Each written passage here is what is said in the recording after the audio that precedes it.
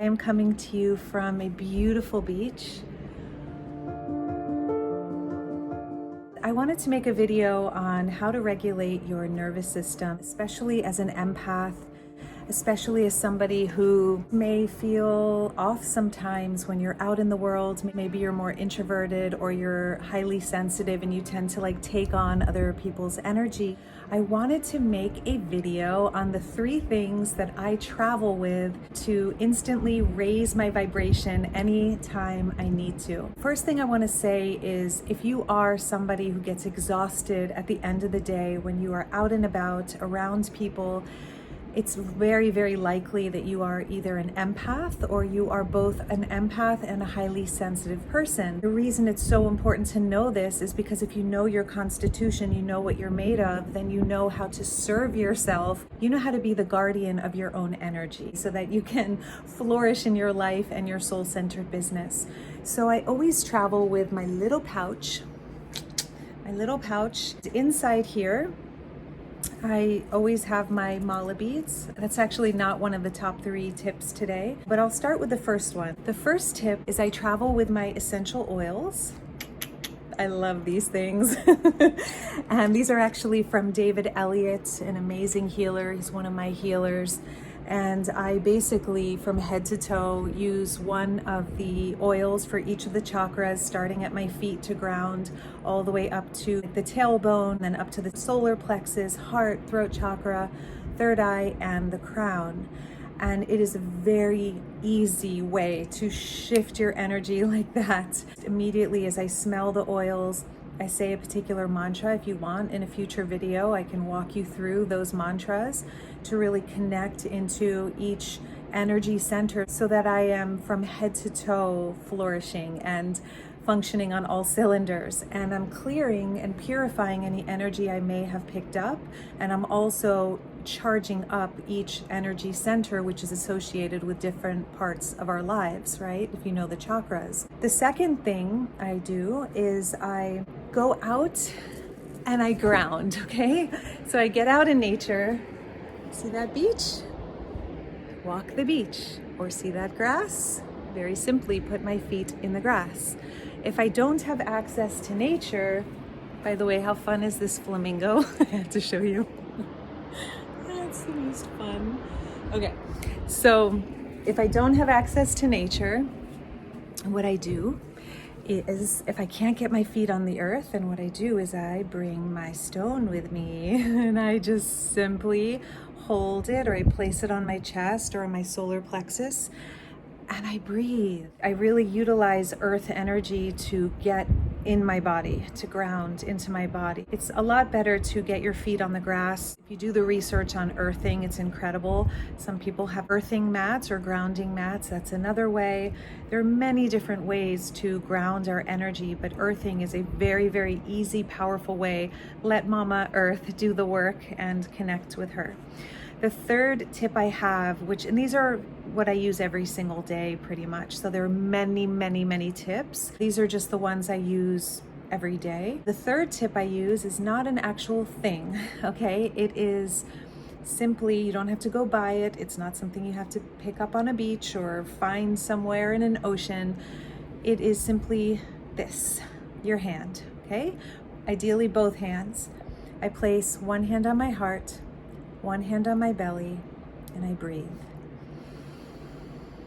And I ask myself the question, this is going to be the most valuable tool, okay? If you really utilize this on a daily basis, after you spend time with people especially, or even in the mornings before starting your day, but especially after you've collected energy throughout your day that's typically what happens, especially as an empath, after you've spent time around others, whether it was strangers walking through a public space or people you know and love or people you work with. It's very important to, at the end of the day, when you're in bed or in your meditation space, before eating your meal even, just take a moment to empty.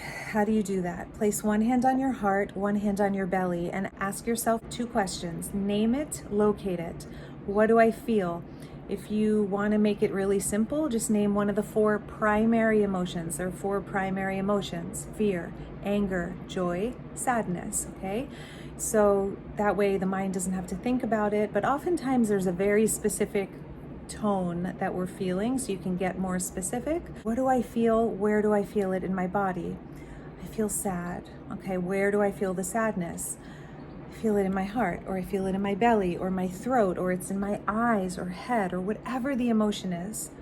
Now what do? You place your hands wherever you feel it. You breathe, and instead of fighting it or eating something to push it away or trying not to feel it, all that feeling needs is presence, is attention, is love. Letting it move.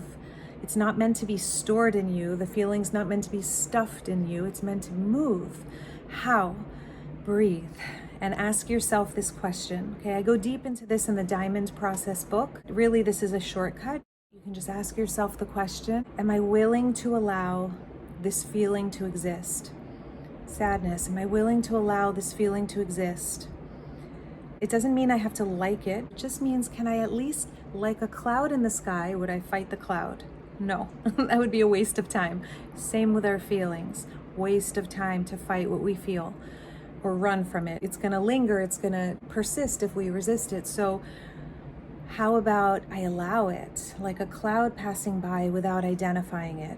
Am I willing to allow this feeling to exist? If I can find my way to yes, that question in and of itself is going to help regulate your emotions like that. Why? Because you're not fighting what you're feeling, and you're actually now awakening into presence. You're waking up into the present moment, into being in your body rather than spinning out about what someone said or what someone's energy was or what this happened or that happened, which is just the ego's strategy to avoid feeling. But if you can get masterful at becoming your own safety and feeling what you feel, these energies tend to move quickly, and then the nervous system settles and poof, back to present moment. Although I have many videos on this channel about how to heal your emotions, how to raise your frequency, you can also ask the emotion, what do you need from me? Because usually there's some kind of unmet need beneath the feeling. So the sadness, let's say we're working with sadness, right? And the heart, let's say, is present. What do you need? And it just might say, God, I need to cry. Or I just need to journal. Or I just need you to hold me, be present and be here with me instead of running away. Or it might be, God, I need to take a day off and shut off technology. You will get a very clear answer. And that's a way to become your own safety, to regulate your emotions, and to actually use all the triggers that come your way as opportunities to ground into yourself and actually unearth the treasure, unearth a gift. There's always a gift inside of these challenges. So 1, essential oils. 2, earthing.